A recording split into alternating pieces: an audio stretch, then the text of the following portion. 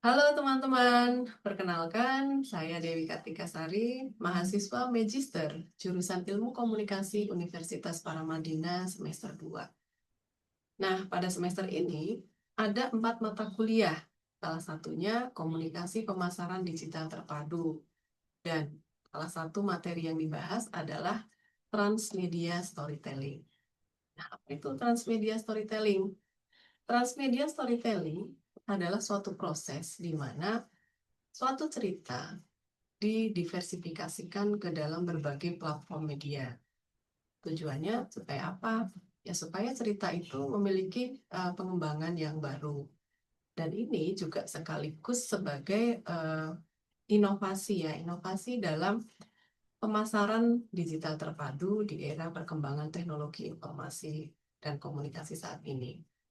Nah, transmedia storytelling itu memiliki 3 unsur atau elemen. Yang pertama, one single unified story.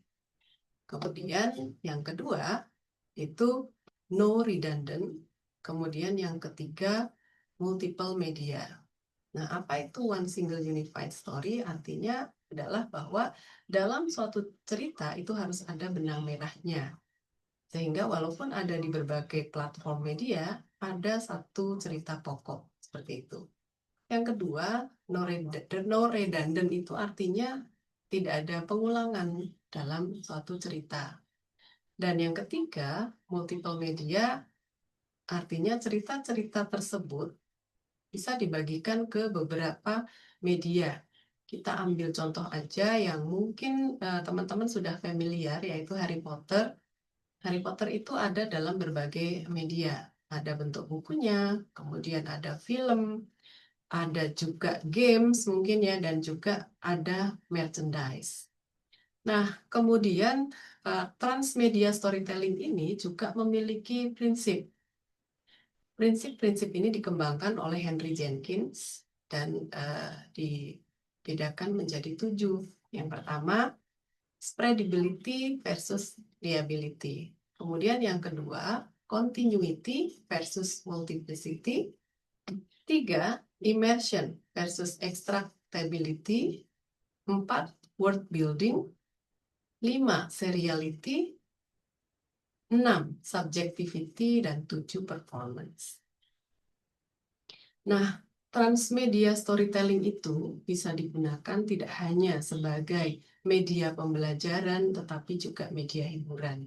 Tapi yang saya ingin fokus adalah untuk media pembelajaran. Kita ambil contoh aja, mata pelajaran sejarah. Mata pelajaran sejarah untuk kondisi saat sekarang ini mungkin sudah tidak relevan lagi ketika diterapkan kepada siswa dengan kegiatan mengakses dan membaca naskah misalnya. Karena selain keterbatasan dalam hal akses juga tentunya kemampuan dalam hal membaca yang tidak semua orang bisa. Nah, oleh karena itu dengan adanya media baru, transmedia storytelling, mata pelajaran sejarah itu bisa didiversifikasikan dalam berbagai bentuk, seperti kita ambil contoh buku, dan juga ada bentuk lainnya, komik seperti ini. Nah, pembelajaran sejarah yang dibuat dalam media-media lain ini tentunya lebih menarik dan tidak membosankan. Dan selain itu, siswa juga bisa lebih mudah memahami substansi yang diajarkan. Dan juga siswa juga mendapatkan pengalaman baru dari gambar-gambar yang bercerita, serta dari eh, tampilan multidimensi yang didapat dari film yang ditonton, misalnya. Nah, kita akan ambil contoh transmedia storytelling seperti apa. Karena saya di Perpustakaan Nasional, jadi saya mengambil contoh transmedia storytelling yang eh, sudah dilakukan dan sudah ada di sini adalah tentang cerita sejarah Perang Jawa, atau yang mungkin lebih dikenal dengan Perang Diponegoro.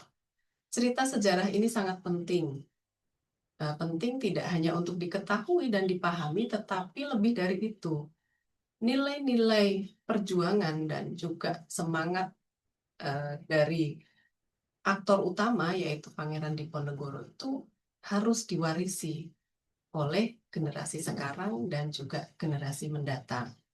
Nah, saat ini cerita tentang Perang Jawa atau Perang Diponegoro itu sudah dibuat dalam bentuk buku. Ini adalah terjemahan dari naskah uh, naskah kuno tentang Perang Jawa, ada di Perpustakaan Nasional dalam bentuk buku, dan kemudian untuk uh, pemustaka-pemustaka yang anak-anak itu juga kita sajikan dalam bentuk komik.